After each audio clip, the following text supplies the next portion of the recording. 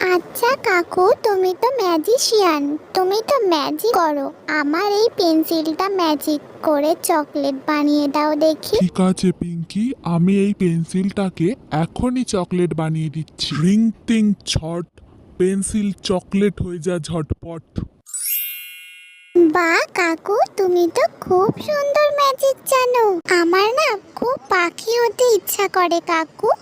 আমাকে একবার তুমি পাখি করে দেবে?